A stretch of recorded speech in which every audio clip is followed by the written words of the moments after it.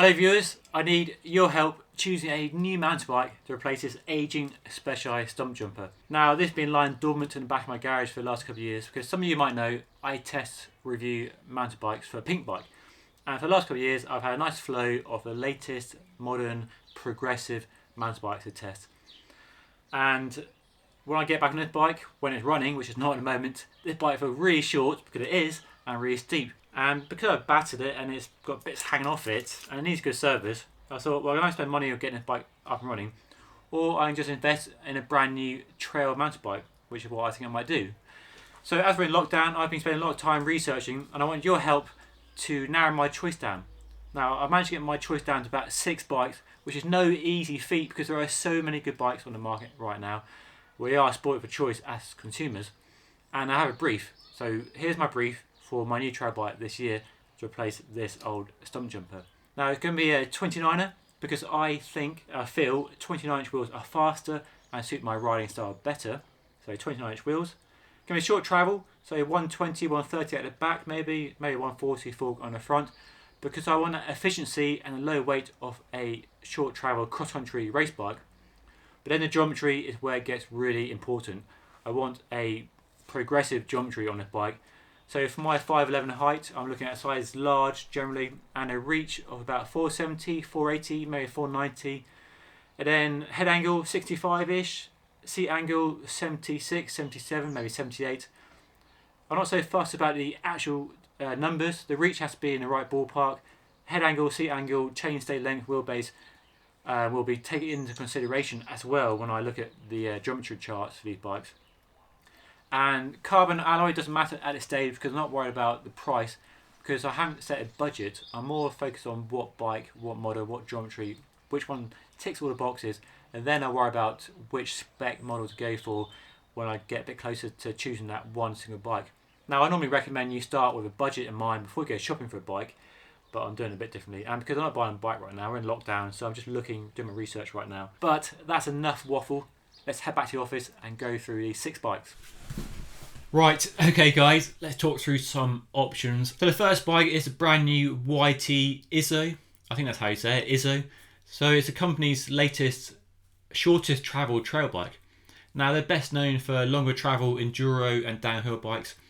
They've been doing the Jeffsy for a few years now, and I went to the launch of that 2 years ago, and there's a video on my channel which you can go and check out as well. And I really like that bike.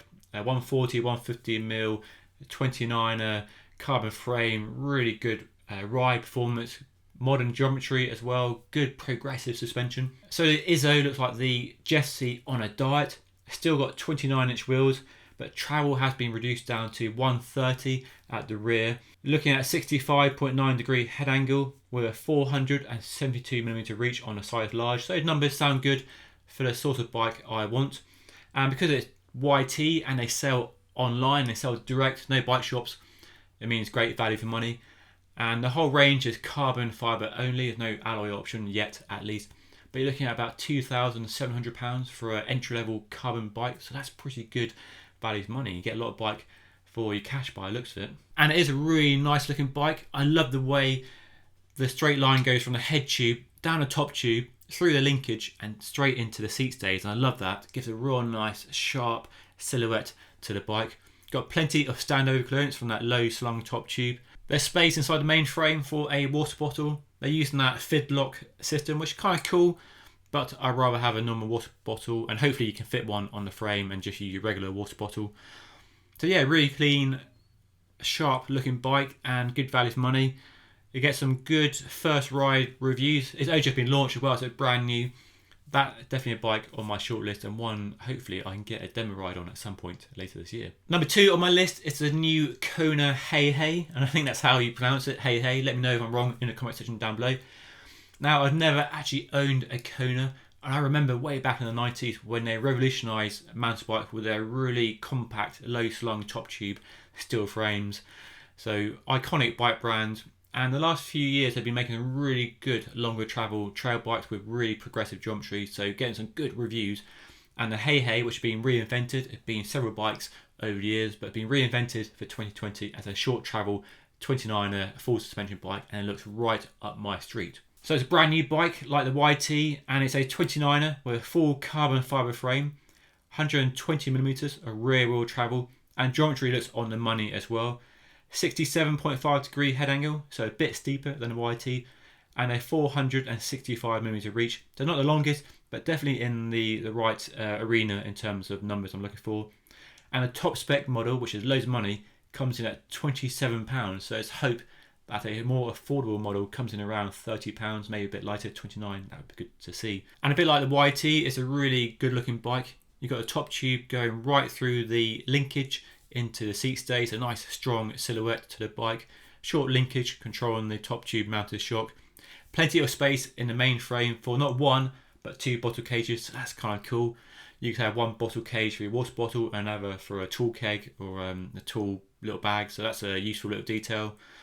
Quite a chunky looking frame. It looks like they've gone for a kind of strong, robust design rather than a super lightweight design. Those chainstays look really chunky. There's no pivot at the rear stays by the looks of it, so they're relying on flex through those flattened seat stays to give the benefits of having a pivot at the chainstay or seat stay, but saving the weight by not having the hardware down there. So a nice looking frame.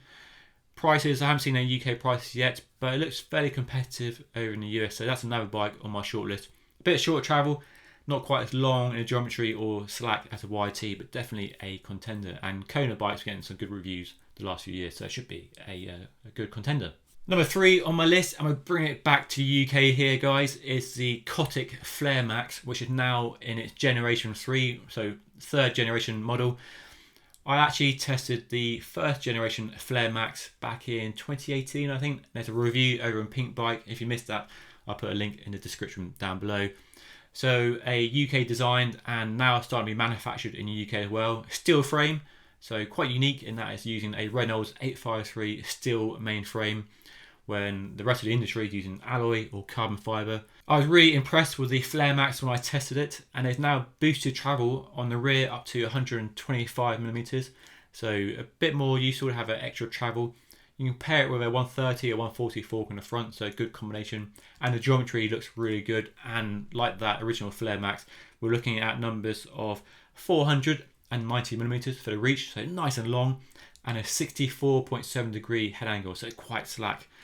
Now the only downside I found with the original Flare Max when I tested it is the weight was a concern. Now weight is quite important depending on your viewpoint and how you ride. For me, I like a lightweight bike. I like how a light bike feels on the trail between your legs when you're winding through the trees. And I found the Flare Max I tested about 33.5 pounds, a little bit on the heavy side, but it still rode really well. And anytime you're going down, you've got gravity on your side, it more made up for that weight, which does hold you back in the climbs a little bit. And it's nice to have a UK bike. I do like supporting UK brands. Another downside with the Flare Max on the G3, as on the original I tested, is there's no easy space in the main frame for a bottle cage. There are 2 bolts on the bottom of the down tube fitting a water bottle, but I'm a big fan now of getting rid of the hydration pack and using a water bottle and strapping everything to the frame, or using your pockets on the bib shorts for carrying the stuff you need for a 1 or 2 hour lunchtime ride. So a shame you can't fit a water bottle cage, but definitely a cool looking bike, and UK design, UK made now as well, and steel frames are pretty special. So the other downside as well, so we've already mentioned weight, already mentioned the down tube bottle bosses, is the price. A little bit pricey compared to some other more mainstream brands, but they are a small company, can't really compete with the big brands in the bike world. Number 4 on my list is the brand new Nukeproof Reactor. Now this list is not in any order, and if it was, I'd probably put a Nukeproof Reactor at number 1, because when it launched last year, I got really excited. It looks really good, it does remind me of a Scott Spark, which is no bad thing. And because it's Chain Reaction Cycles, the parent company behind Nukeproof, you're going to get some really good value for money. And indeed, the range looks really competitive. Prices start from about £2,700. SRAM, Shimano options, carbon and alloy options. There are also wheel size options, with a 29er offering 120mm rear travel and a 27.5 with 130 rear travel. So cool looking bike. I like what we've done here. The geometry also looks on the money as well, with a size large measuring up with a 480mm reach, so that's good length in the top tube, and a 65.9 degree head angle, so a good slack head angle, and it's also a pretty good looking bike as well, not too bad at all. It looks a bit like a Scott Spark, but then quite a few bike brands are using this sort of design of having the rear shock mounted to the top tube and a small linkage then driving a shock from the rear swing arm. So a fairly common design throughout the bike industry, but it's one that allows several benefits, namely there's space inside the main frame for a bottle cage, and that is a requirement on a short travel trail bike. So yeah, carbon alloy options, got a chainstay pivot on the back, you got chain guide mounts on the bottom bracket if you need it, loads of protection around the chainstays and the down tube, internal K routing, just a really good looking bike, and with Chain Reaction Cycles being the parent company, good value for money as well. So that is definitely a bike on my shortlist. It looks good on paper and hopefully it'll look good in flesh as well. So that is another contender on my shortlist. Next on my list is probably one of the most exciting and well reviewed bikes of the past year. It's a short travel Norco Optic. Now Norco is not the most common brand here in the UK, imported by Evans Cycles, but big Canadian bike brand. And the Optic is their short travel 29er. That is a good example of a bike that might be short on travel, but big on fun and big on capability. And it's a bike that on paper ticks a lot of boxes. So it's a 29er, 125mm rear wheel travel, mated to a 140 fork on the front. So a good example of over forking the bike. You've got a carbon mainframe, alloy swing arm. You've got a 480mm reach on a size large, and a 65-degree head angle, so quite slack and quite long, but the sort of numbers I'm looking for in my short travel trail bike this year. You've got this now familiar low slung top tube and a short seat mast, quite a short seat tube, so you can put a longer drop post in there as well, or upsize if you need to. The shock is mounted vertically in the main frame with a small linkage being driven by the swing arm and the chainstay pivot down below. Got space in the main frame for a water bottle cage, and there's also, interestingly, 2 bolts on the underside of the top tube, which I guess is some sort of tool bag, toolbox that you can fit there. Well, probably not space for a second water bottle, might be a bit tight on a smaller frame.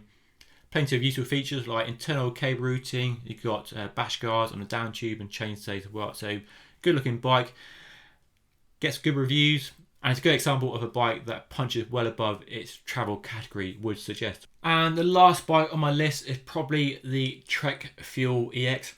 Now, everybody knows Trek, massive company, and the Fuel is a long-running bike in the lineup. It used to be more of a XC short travel bike, but it's now grown, mutated into still a short travel bike, but with much more capability from the geometry, much better suited to all mountain, all-day riding. I long-term tested a Fuel EX many years ago and was super impressed with it, and the new version looks really good. And there's quite a few options in the range, so fairly good value for money, carbon, alloy options, and some interesting details. Let me run you through some of the highlights of the Fuel EX. So, like the other bikes here, it's a 29er. You've got 130 rear travel, mated to a 140 fork. Got an all-new carbon frame, and there's now storage in a down tube. Compared to some big bike companies, Trek has been fairly modern with the geometry. So a size large Fuel EX has a 66.5 degree head angle with a 470mm reach. Now, it's not the longest or the slackest, but it's definitely longer and slacker than some other brands like Specialized with a stump jumper. So a good set of numbers, definitely in the ballpark compared to some of the other bikes on this list. It's got some other neat features on the Trek Fuel. There's the same active braking pivot, or ABP, they've been using for a long time, where the rear axle, which normally on the chainstay or the seat stay, is actually through the axle. Kind of cool. Got the same reactive technology on the Fox shock, which some people love, some people hate, going on at the back. Loads of details, and one feature that could sway it for me on the Fuel EX is the storage compartment inside the down tube. So like Specialized with a swatch box on their carbon models, where you remove the bottle cage and you have a compartment or inside a down tube where you can put jackets and bananas and food and other tools and stuff you normally carry on the bike or in your pockets. You can put them in the down tube. Trek has managed to copy it and emulate it on the Fuel EX, only on the carbon models. So that's a pretty neat feature. Only on the carbon models though, not the alloy, so it means you have to buy a carbon model, which is more expensive than an alloy bike. But that is an interesting feature, and I'm surprised more manufacturers haven't copied Specialized before now, so that could be an interesting tick in the pro list for the Fuel EX when I come to consider what bike to buy later this year.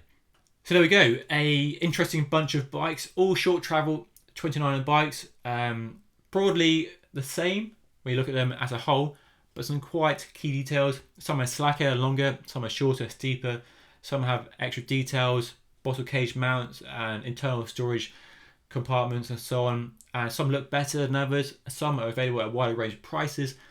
So plenty of options, plenty for me to think about.